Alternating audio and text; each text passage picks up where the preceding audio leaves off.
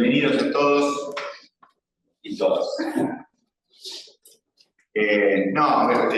Como una manera de comenzar la exposición de este panel que conformamos entre todo el equipo que enviamos, primero agradecer la invitación a EAP por la invitación, por la aceptada participación, por los tiempos de prórroga que pedimos para presentar a veces alguna documentación, que fueron flexibles. Y bueno, un poco el concepto que desde hace tiempo venimos trabajando con el equipo, los integrantes, tiene que ver con la inversión pública. Fundamentalmente, cuando lo miramos en un Estado subnacional, esa inversión pública añade otro elemento más que tiene que ver con cómo los instrumentos que son necesarios para llevar adelante. Y pese a que el centro de la exposición tiene que ver con el financiamiento de la inversión pública a niveles nacionales, nunca viene mal hacer una breve volver a las raíces conceptuales, porque a veces la deformación profesional, la deformación de las especialidades, existe el concepto, la deformación profesional y la deformación de especialidad, lleva a que perdamos lo que en el grado nos enseñan las asignaturas de base. Y nunca viene mal señalar conceptos elementales como el ahorro y la parte del ingreso que no se consume, la inversión, que es lo que recordaba en los viejos libros de introducción a la economía, que nunca hay que olvidar que la inversión es ni más ni menos que el incremento del stock de capital que tiene una economía, entendidos estos bienes de capital como aquellos bienes que no se consumen, sino que tienen su razón de ser para producir otros bienes. Y la inversión pública como ese proceso de acrecentamiento de los bienes de capital que tiene la economía. Nunca perder de vista eso, que la inversión no es ni más ni menos que el incremento del stock de los bienes de una economía que no se consume, sino que se destinan para incrementar la capacidad productiva de otros bienes, ya sea otros bienes de consumo u otros bienes de capital. A partir de ahí, ese proceso de inversión pública, entenderlo como la potencialidad del crecimiento económico y del desarrollo.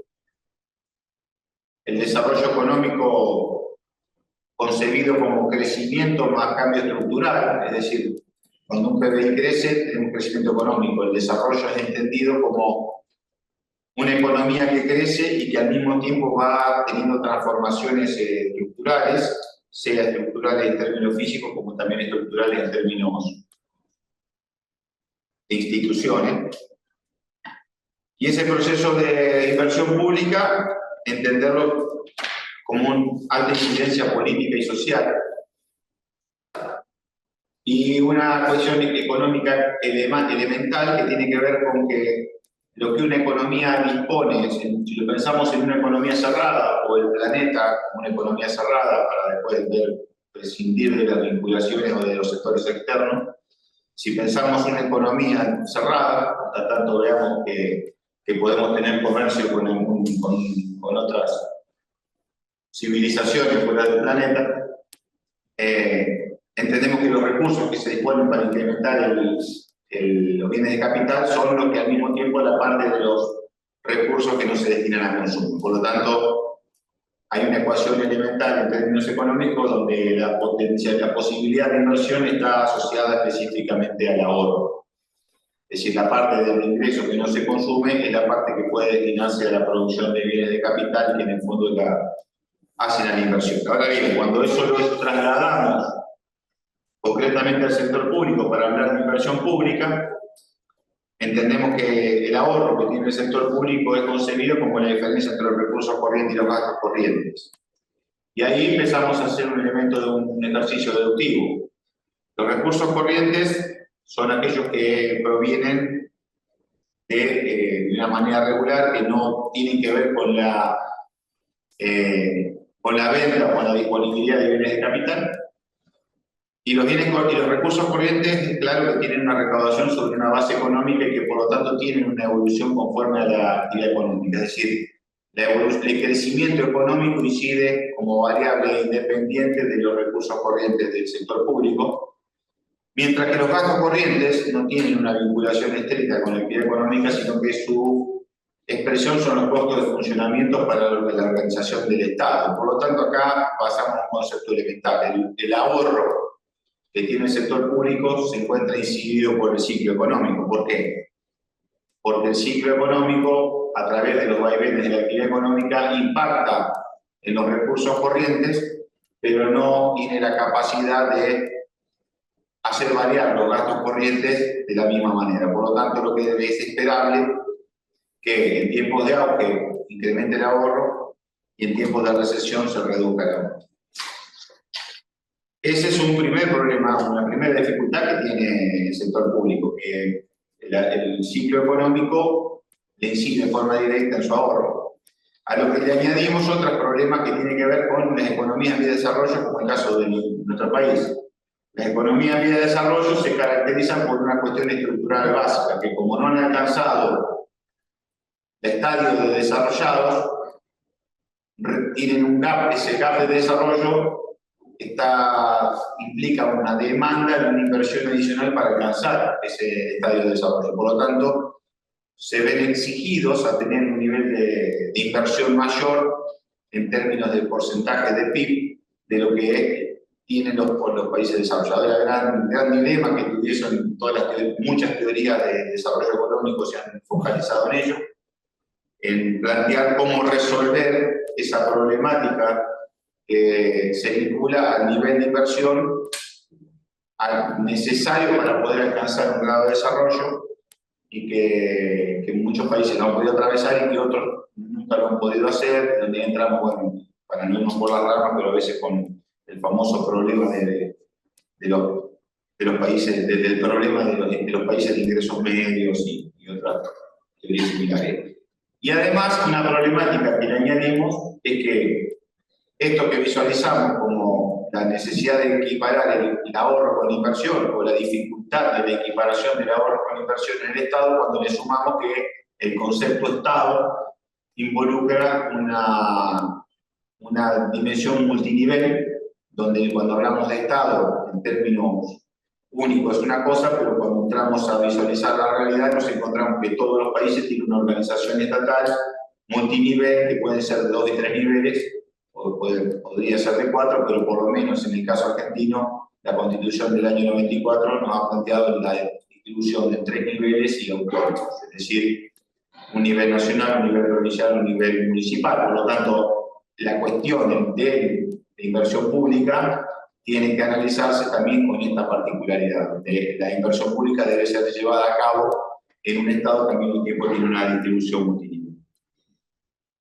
Cuando vemos la particularidad del Estado multinivel argentino, nos posicionamos en este caso en un nivel provincial, que es el asunto donde hicimos nuestro trabajo, y tiene la particularidad que, de acuerdo al federalismo fiscal, la organización del Estado multinivel en Argentina, los niveles provinciales y municipales, pero provinciales puntualmente, tienen servicios críticos, sobre todo mano de obra intensivos, y al mismo tiempo de prestaciones de alto volumen, como el caso de educación, salud y seguridad, y por lo tanto implican una participación muy alta de los gastos corrientes rígidos, con gran participación en el total del gasto, con lo cual lo que estamos hablando es que a la problemática que hablábamos antes de que el ciclo económico tiende a hacer variar los recursos corrientes, la alta participación de estos servicios críticos y alta rigidez, lo que hace al mismo tiempo es comprimir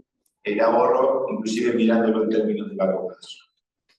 Por eso, a raíz de esta dificultad de la variabilidad del ahorro a lo largo del ciclo económico y la necesidad de mantener un nivel de inversión relativamente estable, es decir, que no se puede acompasar los volúmenes de inversión con el ahorro, sino que una inversión es deseable que tenga que hacer de una manera continua, ahí aparece la dimensión del financiamiento como la forma de distribución intertemporal entre ahorro e inversión pública. Y a partir de allí, entender que el surgimiento del financiamiento como ese mecanismo de acople intertemporal entre ahorro e inversión pública entender que hay que respetar ciertos estándares cualitativos, es decir, no cualquier financiamiento vale la pena, vale tener en cuenta, o no cualquier financiamiento vale, sino que es el buen financiamiento. Un maestro referente común, Ángel Seaga, siempre nos hablaba de que no se hablar de financiamiento, sino un buen financiamiento. ¿Qué es un buen financiamiento? El que me remite anteriormente, el que permite un buen acople entre ahorro e inversión. Y para hablar de buen financiamiento, aparecen tres dimensiones, no son las únicas, pero tres dimensiones relevantes. El primero tiene que ver con el costo. ¿Por qué? Porque el costo es un servicio por el servicio de la retribución por el servicio de financiamiento, y al mismo tiempo ese costo a lo largo en los ejercicios futuros nos va a comprimir el ahorro. Los famosos intereses que empiezan ¿dónde van los intereses en la cuenta? Van en la cuenta de gasto corriente. Por lo tanto, si tomamos un financiamiento de alto costo, lo que nos va a condenar es a tener una disminución del ahorro en el futuro. El plazo, porque es el que nos permite acoplar donde distribuyamos ese servicio de financiamiento para poder absorberlo como ahorro futuro. Y la moneda, particularmente porque lo estamos mirando puntualmente de un país llamado país pequeño para los modelos de economía internacional, y al mismo tiempo países que no tienen primero, no son países emisores de divisas con reconocimiento internacional, y que por lo tanto la evolución de todos los aspectos que vinculan con la relación del tipo de cambio real van a tener en cuenta en el futuro sobre la posibilidad de atender ese financiamiento. A partir de ahí nos interesa poner sobre la mesa tipologías relevantes como para poder abrir el reto de los capítulos de esta ponencia. Y entendemos que hay una primera que tiene que ver, cuando hablamos de financiamiento, qué categorías son importantes tener en cuenta. Primero, el tipo de acreedor, si es un acreedor de tipo público o tipo privado, y a partir de allí vemos que el acreedor público puede ser tanto un Estado nacional, es decir, dentro de Estados multinivel, movernos dentro de Estados multinivel con otro nivel, bancos públicos nacionales, organismos de financiamiento internacional que integran la República Argentina, donde ahí tenemos la particularidad que el propio país al que pertenecemos tiene incidencia sobre las decisiones, u organismos de financiamiento internacional no integrados por la República Argentina, donde sabemos que no vamos a tener incidencia por la vía del gobierno federal, pero a veces, paradójicamente, es una ventaja porque podemos ir sin otra competencia que otra provincia compita por el mismo financiamiento y compita por la preferencia del voto del Estado del gobierno federal. Y después tenemos los acreedores privados, que pueden ser puntualmente los privados en términos estrictos, como el caso de los bonistas. También tenemos bancos privados nacionales, bancos privados internacionales o extranjeros, otras empresas privadas o inversores de mercado. Después, el tipo de instrumento. También es importante poner sobre la mesa las categorías de qué tipo de instrumento estamos hablando, si lo vamos a hacer con un contrato de préstamo, si lo vamos a hacer con un contrato de emisión de bonos, o si lo podemos hacer a través de un contrato de participación público-privada, es decir, son contratos de quinto término. El contrato de préstamo es más sencillo, donde hay un acreedor que le presta a un deudor con un convenio de devolución del servicio de intereses y la amortización. La emisión de títulos públicos es la emisión de un instrumento que va después a tener una circulación en el mercado, donde aparecen otros elementos más que lo tornan un poquito más complejo. Y el contrato de participación público-privada es donde ya el privado asume un riesgo, donde ya no asume un riesgo de cobro, sino que también asume un riesgo empresarial sobre la inversión pública propiamente dicha.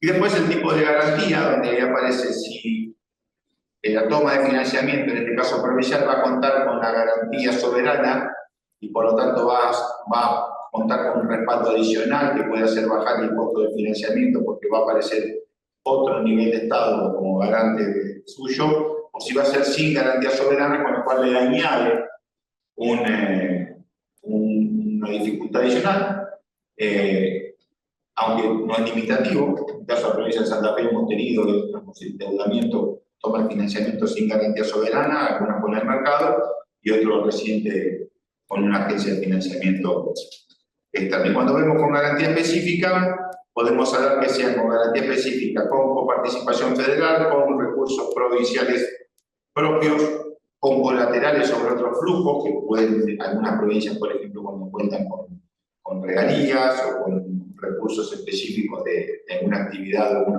ingreso no tributario, o con colaterales sobre determinados stock, por ejemplo, cuando se fideicomitan determinados títulos en tenencia o determinados activos, o por ejemplo, propiedad inmueble de los.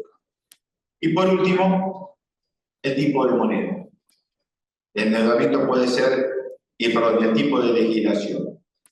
El tipo de moneda puede ser moneda nacional o moneda extranjera, y el tipo de legislación puede ser bajo ley local o ley extranjera. Esto es lo que suele llamar a veces a una confusión cuando se habla que son títulos externos. Lo que hay que tener siempre referencia si hablamos de títulos externos o endeudamiento externo en función de la moneda en que está emitida o la ley bajo la cual va a ser regulada. A veces es importante porque no necesariamente cuando se hable, no necesariamente un título emitido en moneda extranjera va a ser regulado bajo ley extranjera, puede ser regulado bajo ley argentina o ley local, e inclusive podría existir la posibilidad de un endeudamiento en moneda nacional, pero al que se le aplique una ley extranjera.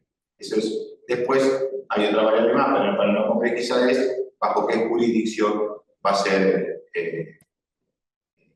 ejecutable o va a ser constreñible los eventuales compromisos en caso de incumplimiento, que es otra de las variables del endeudamiento. Entonces, un poco la idea de la categoría que nos interesaba exponer como inicio de ponencia para pasar al módulo de ahorro económico, eficiencia y gasto.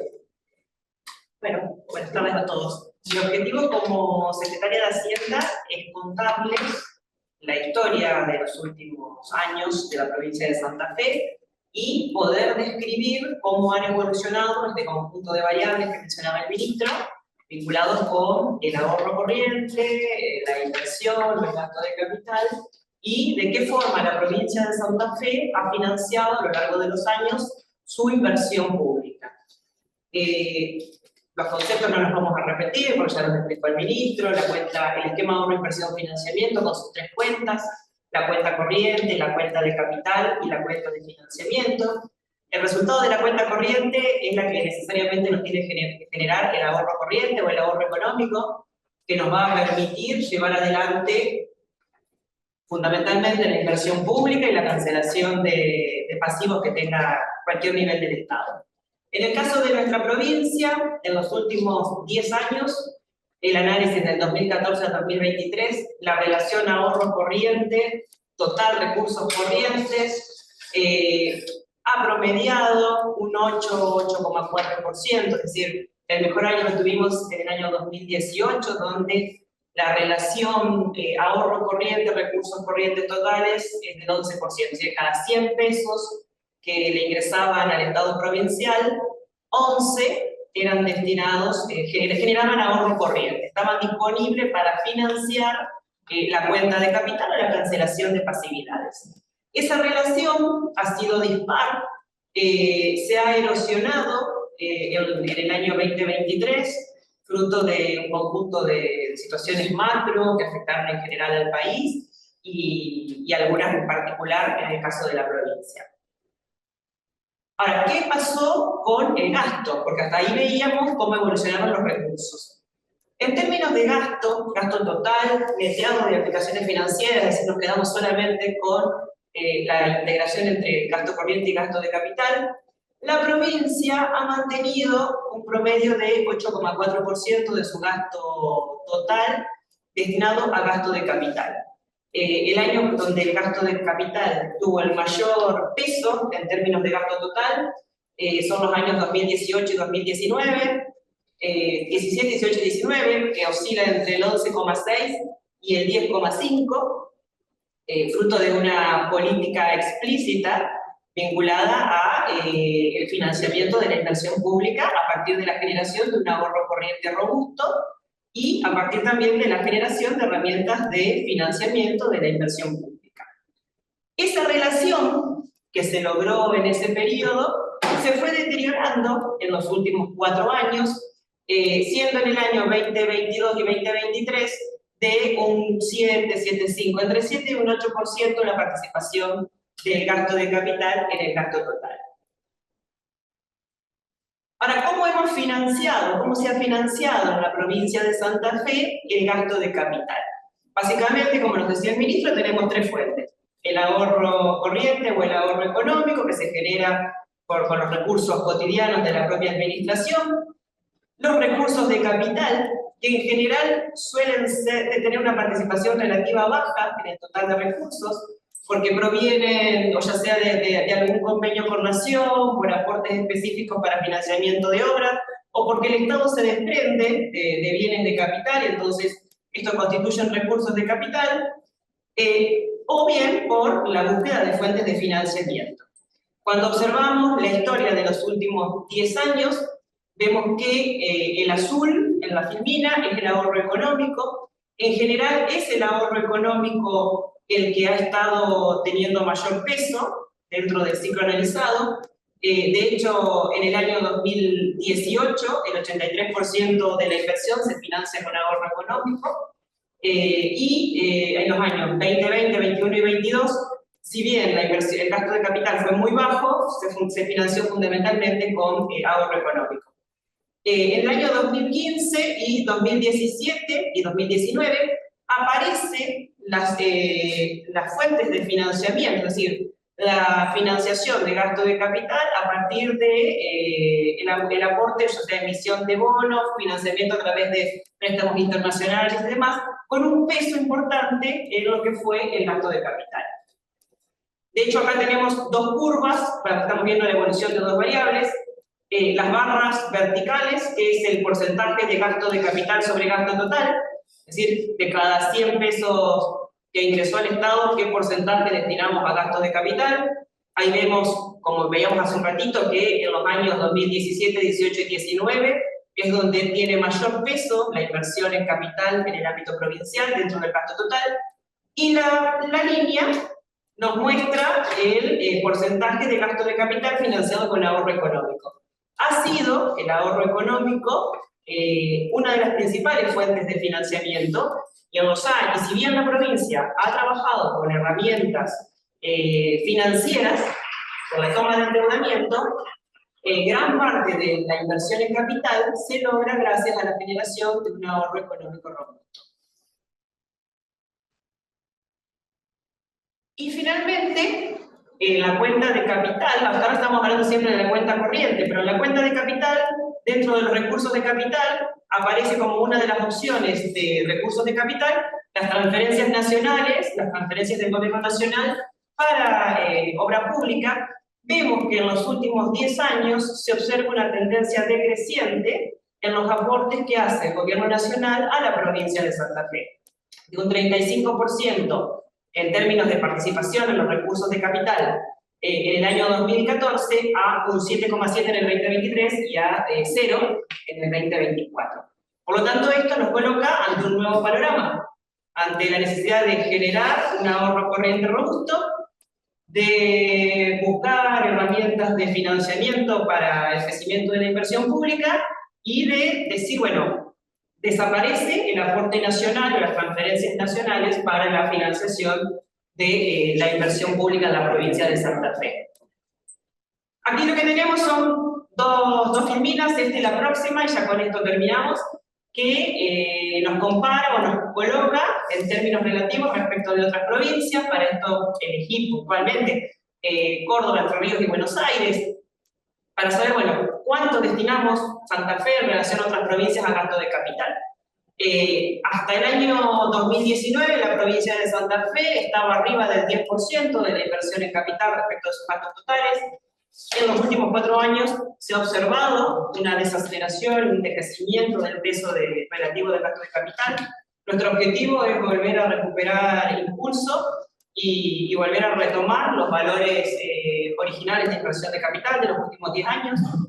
La provincia de Córdoba ha tenido porcentajes en el año 2018 superiores a la provincia de Santa Fe, pero ya vamos a ver también que tiene un nivel de endeudamiento mucho más grande que la provincia de Santa Fe.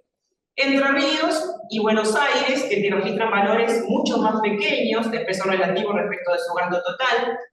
Provincia de Buenos Aires tiene una situación muy puntual, año 2022, con un aporte muy grande de gobierno nacional para la inversión de capital.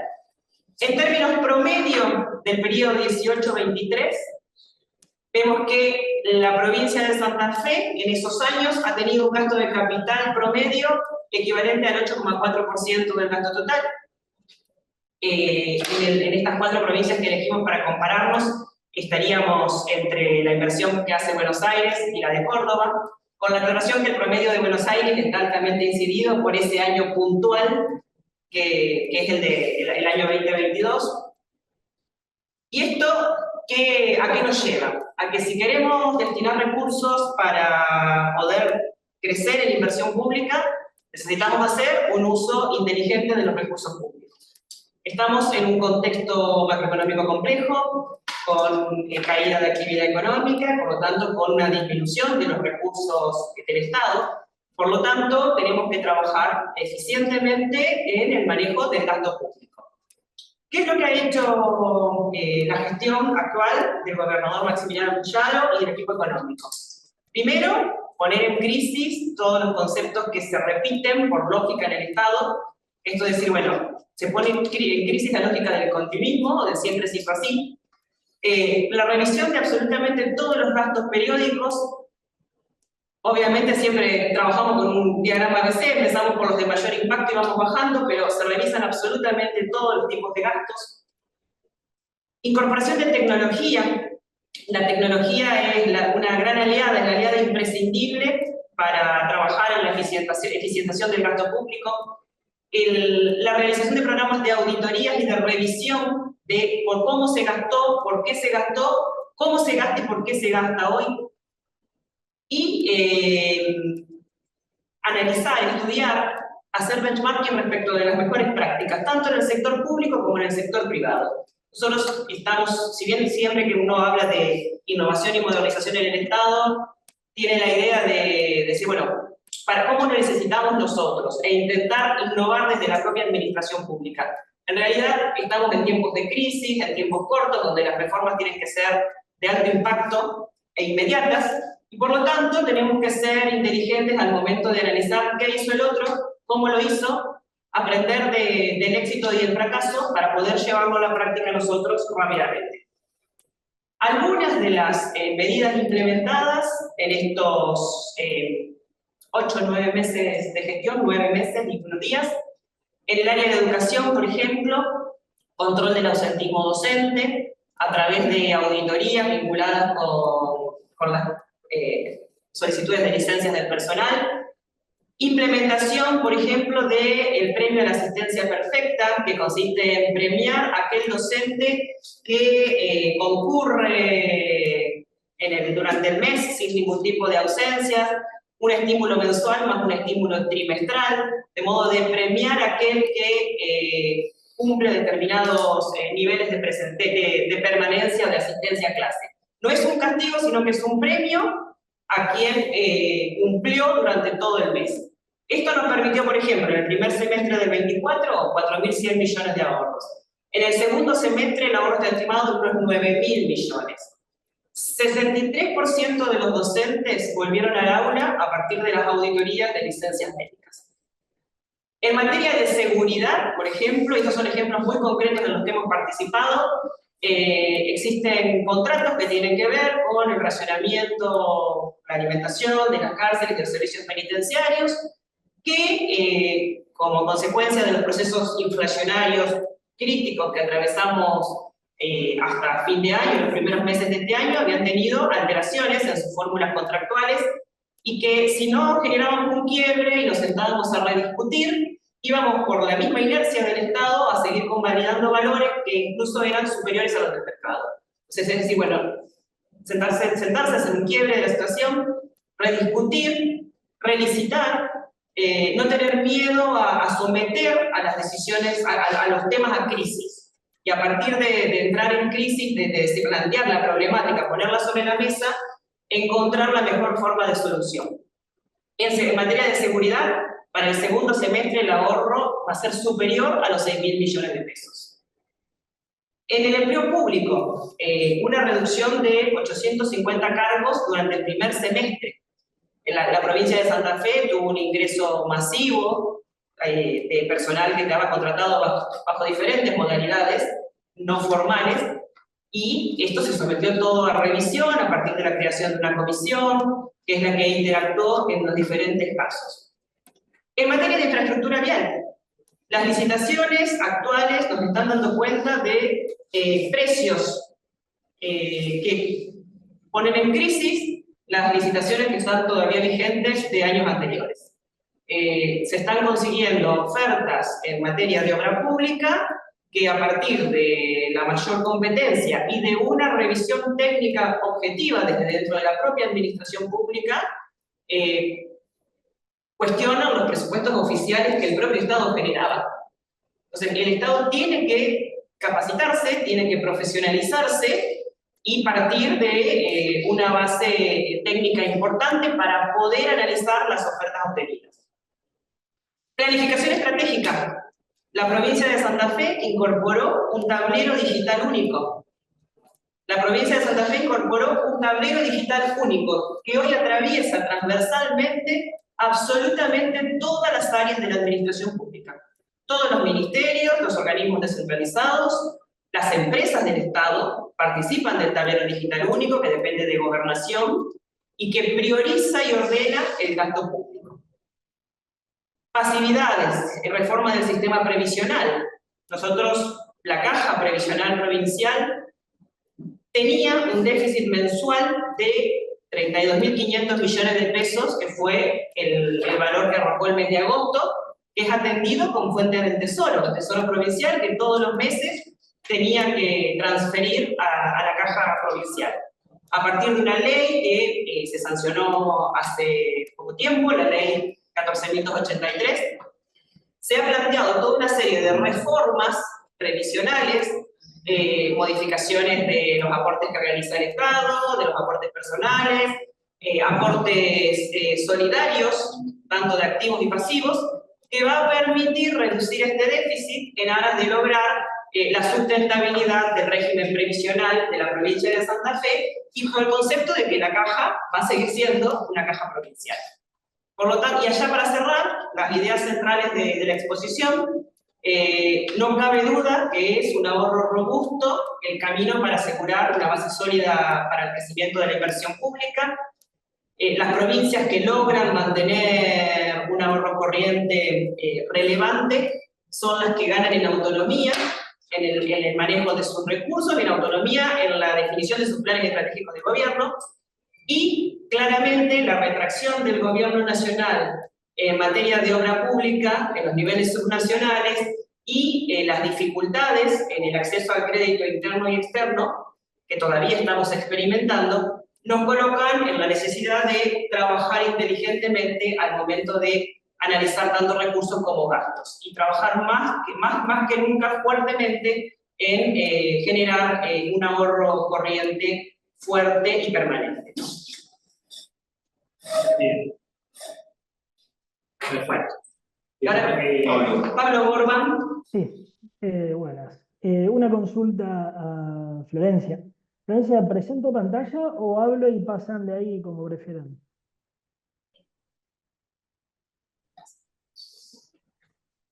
Presento entonces, ahí veo que nos pusiste atrás. Listo.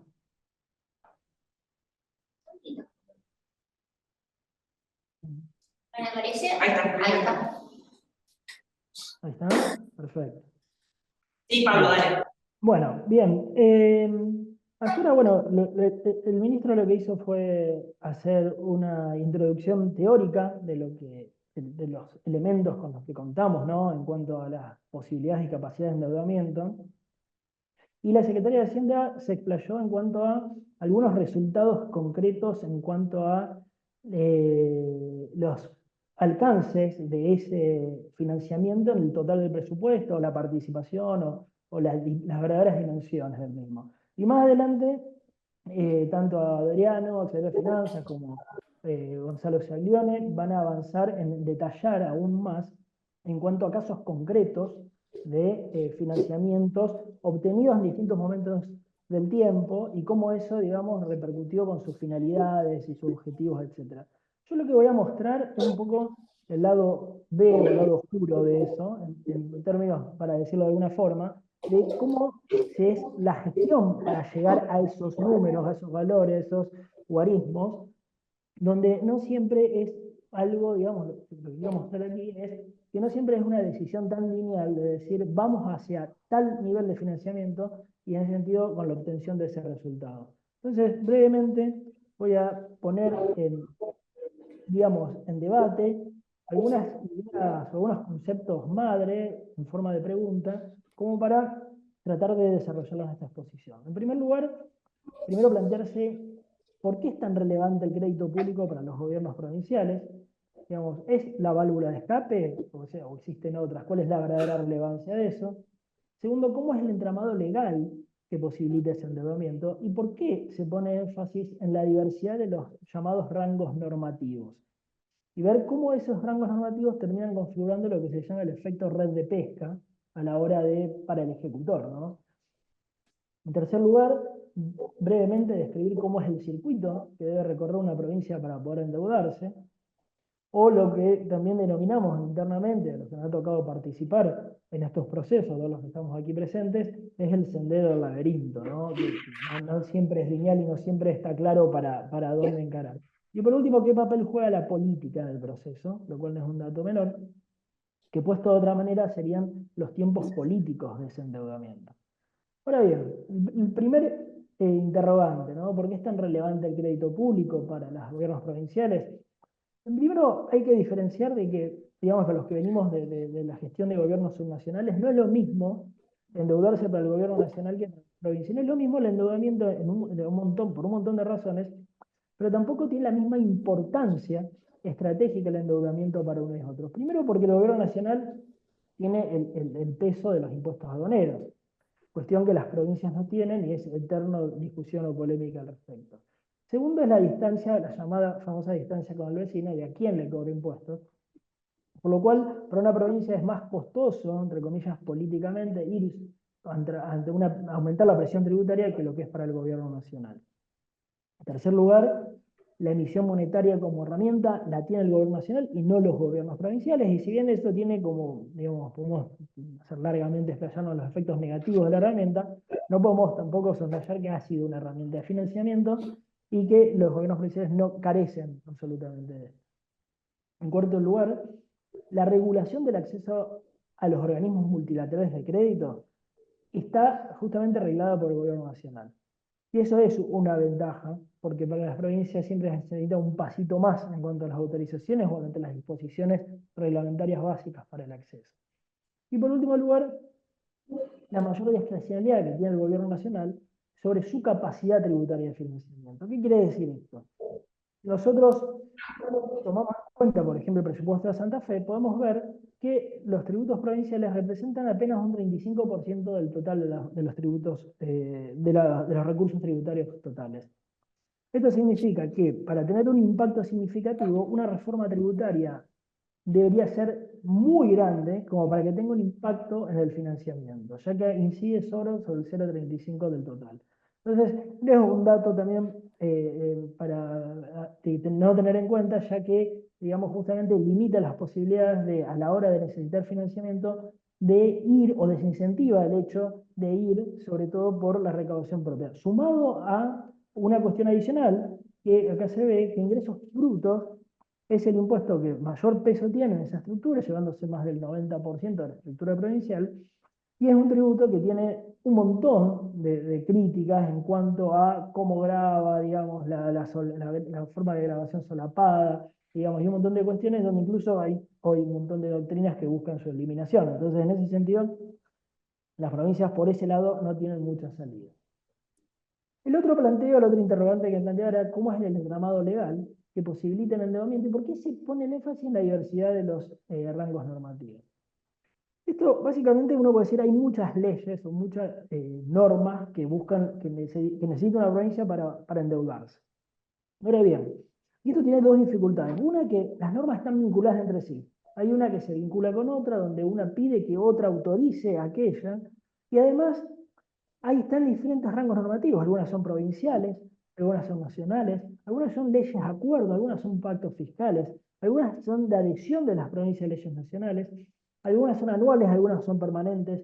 Entonces, primero, conocer todo este entramado legal es necesario, y después la gestión de este entramado legal es también una cuestión que se va haciendo también al andar en cuanto a las distintos, entender concretamente en cada momento la vigencia de cada uno de estos. Podemos hablar en caso de Santa Fe de la Constitución Provincial, que viene del 62, pero ya tiene un artículo que fija, artículo 55 del inciso 12, la cantidad, digamos, del peso de los servicios de la deuda que puede tener sobre los recursos corrientes.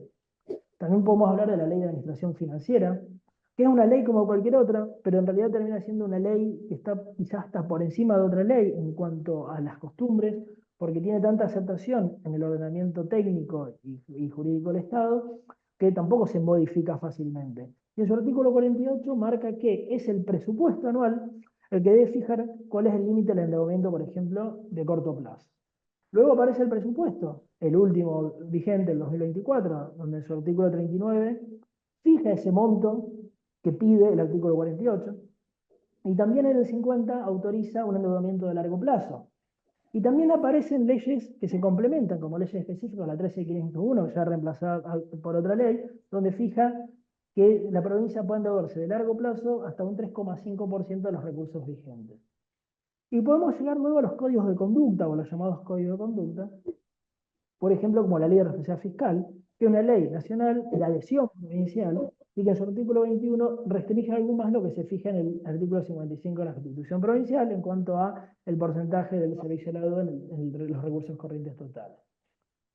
Y luego vamos a los pactos fiscales, porque si esto no fuera poco, aparecen en la historia, digamos, argentina, y por ser un gobierno federal, esta necesidad de ordenar un poco, ¿no? Distintas cuestiones inherentes al peso del gasto y sobre todo al financiamiento y al endeudamiento, donde se entiende que es el gobierno nacional, por esta teoría de las funciones del Estado, y vamos a ver la teoría clásica de Maastricht, que habla al respecto, donde es el Estado nacional y que por tener un papel estratégico en la federación, el que debe organizar y entender en esa materia.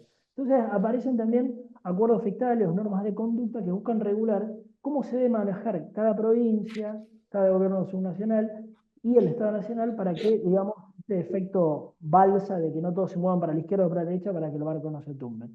El tema es que estos acuerdos fiscales deberían ser cuestiones que se modifican cada 10 o 20 años. Sin embargo, si vemos la historia reciente, vemos que existe el Pacto Fiscal del 92, modificado por el 93, aparece la Ley de Competitividad Fiscal del 99, el Acuerdo Federal Nación-Provincia del 2000 y 2001, luego el Consenso Fiscal 2017, más reciente, y modificado por las adendas 2018, 2019 y 2021. Es decir, y en cada uno de estos acuerdos se toman disposiciones vinculadas a las posibilidades de endeudarse o no endeudarse, o qué lineamientos hay que tener al respecto. Y a todo esto hay que sumar las leyes del sistema financiero o las cartas orgánicas del Banco Central, que regulan la relación de los bancos con las provincias, o principalmente el porcentaje de asistencia al sector público que estos pueden tener. Entonces, este es lo que se llama la densidad de los rangos normativos, donde termina siendo en esa solapación de leyes ese efecto red de pesca donde uno tiene que saber o encontrar el vericueto por dónde salir. Y acá no estoy teniendo en cuenta los principios clásicos presupuestarios, que si bien no están escritos, son cuestiones que también deben atenderse a la hora del endeudamiento. Simplemente con verlo gráficamente, los rangos normativos podemos agruparlos en leyes de presupuestos, leyes de coordinación financiera y responsabilidad fiscal, constituciones nacionales estaduales o códigos de conducta. Lo importante de esto es que justamente están en un rango normativo distinto, y la gestión de eso es justamente una de las mayores dificultades que tiene encarar un tema vinculado al endeudamiento de un organismo subnacional. El otro interrogante que tenía que ver que cómo es el circuito que debe recorrer una provincia para poder endeudarse, o lo que decíamos, llamamos entre todos el sendero del laberinto, ¿no? Y acá podemos mencionar distintas etapas, como para ordenar un poco el camino. Primero, el reconocimiento de la oportunidad y conveniencia del endeudamiento, es decir, tengo una necesidad financiera, o también tengo el principio intergeneracional que me dice que tengo que hacer una obra pública de gran escala a largo plazo, y que por más que tenga los recursos, si me endeudo voy a hacerlo de forma más eficiente, porque reparto las cargas entre las generaciones que la van a usufructuar. Ese es un primer paso. Un segundo paso tiene que ver con la evaluación de las condiciones financieras actuales y las proyecciones de gastos e ingresos. Es decir, uno no puede tomar una decisión de endeudamiento si no sabe cuándo puede devolver eso. Y luego va a ser la decisión de calzar esa posibilidad de devolución con lo que pueda prestar el mercado. Entonces ese es el segundo análisis interno que hay que hacer. En tercer lugar aparece la evaluación de las facultades legales para el endeudamiento, que es lo que mencioné recién, ese denso, vasto rangos normativos para analizar por dónde o qué necesito para hacerlo, y ahí encarar el tema de la gestión de las aprobaciones legales y las autorizaciones pertinentes. Necesito una nueva autorización, necesito en la ley de presupuesto incluir un endeudamiento, necesito gestionar una ley específica. Y luego, para complementar lo anterior, aparece el proceso de calificación de riesgo, donde se recurre a una calificadora externa que tiene que ponerle un poco, digamos, como el sello de la ISO 9001 a la provincia, como para que mostrar al mercado, digamos, cuál es la capacidad de evolución. Entonces, otro paso adicional, donde finalmente aparece el paso que para el sector privado sería quizás el único paso que tiene que dar, que es la evaluación de la ventana de oportunidad del mercado, donde de una empresa simplemente es lo que se mira, y desde un gobierno subnacional, del Estado, hay que ver todos esos pasos previos para llegar a ese paso final que sería lo técnico-financiero, y donde no siempre se llega en el momento que uno quisiera o con el margen de discrecionalidad que uno quisiera, ya que está totalmente limitado por los pasos anteriores.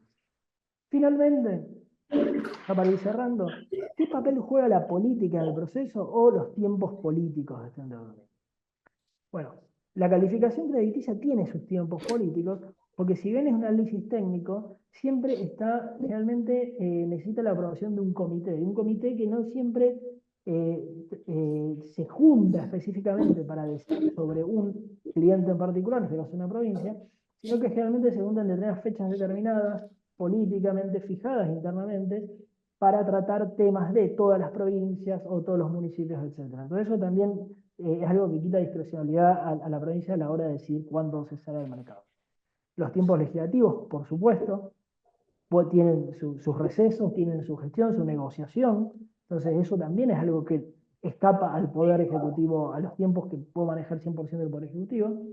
Y por último, los tiempos del Gobierno Nacional, que su lógica interna, procedimental, en cuanto a sobre todo la autorización de responsabilidad fiscal, en cuanto al endeudamiento, tiene a su vez, con esto de las funciones de ordenamiento de la federación en cuanto a los efectos que puedan tener como externalidad externa, que todas las provincias salgan al mercado al mismo tiempo, termina ordenando, haciendo el orden de salida al mercado de las provincias.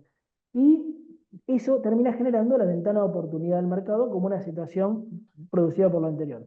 Ninguna de estas dos son neutrales para la provincia. No es lo mismo salir antes o después que otra provincia semejante, por el efecto negativo que tener, por la absorción de la liquidez del mercado que pueda tener una que salga una semana antes. Y la ventana de oportunidad del mercado que te toca salir cuando estás en la cola esperando es simplemente algo aleatorio, donde no es lo que uno hubiese elegido si hubiera tenido el 100% de la discrecionalidad para hacerlo. Entonces, para cerrar, como conclusión, podemos decir que a la hora de endeudarse no hay tal autonomía o tal discrecionalidad, los grados de libertad son reducidos y dependen de todo este andamiaje que acabo de escribir. Por lo tanto, el poder de fuego del financiamiento se ve afectado por el carácter restrictivo del proceso. No es tan lineal decir necesito este endeudamiento, lo voy a buscar y lo consigo, sino que eso se va perdiendo efectividad en todo este proceso. Y por último, y esto digamos como experiencia, como este equipo digamos bien lo ha sabido llevar a lo largo de los años, la capacidad de gestión se basa en articular lo normativo, lo técnico financiero y sobre todo el manejo político de la deuda. Y ahí está un poco el secreto de saber gestionar para poder endeudarse. Así que bueno, con esto ya cierro. Doy lugar a Adriano. Perfecto. Bueno, ¿me escuchan bien? Sí. Sí. Perfecto. Excelente, bueno, gracias. Gracias, Pablo. Buenas tardes a todos.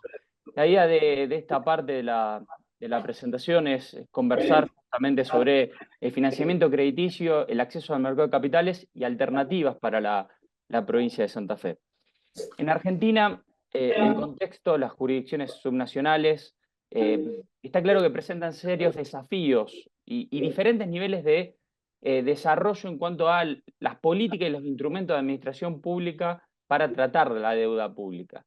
Algunas se encuentran en estadios de desarrollo más básicos, sin contar con todas las herramientas adecuadas, incluso sin marco normativo suficiente para tener un manejo eficiente del aprovechamiento de las oportunidades que brinda el mercado de capitales y también un manejo responsable de los pasivos que ellos tienen.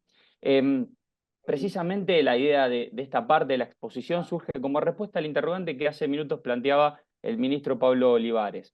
¿Cuáles son los instrumentos que existen en el mercado de capitales, en el mercado financiero, para lograr un buen financiamiento? Y cómo ese buen financiamiento puede ser aprovechado para impulsar el desarrollo de infraestructura y el desarrollo productivo también. Porque hay muchas herramientas, como vamos a ver a lo largo de la exposición, que permiten impulsar buenas líneas de financiamiento para el desarrollo del mercado PYME, de las empresas de la región.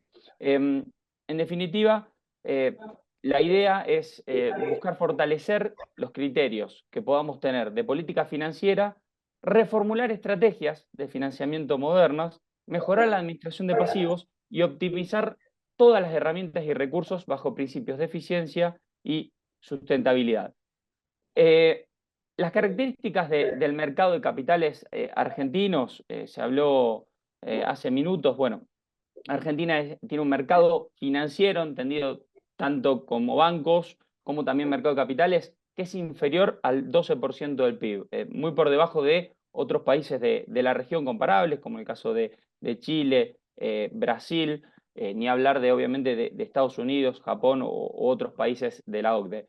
Y el crédito bancario, justamente en el PBI, es declinante en los últimos años, alrededor de 8,9% del PIB, mientras que el mercado de capitales es más estable y mantiene su participación alrededor de 2,5 puntos del PBI. Como alguna de las conclusiones que tenemos que tener presentes a la hora de decir, bueno, ¿cuántos instrumentos, qué desarrollo tiene los mercados de capitales a nivel local? Y a esta situación de escaso desarrollo se le suma también algo que vale la pena mencionar y que es el efecto crowding out que se genera en el mercado de capitales local.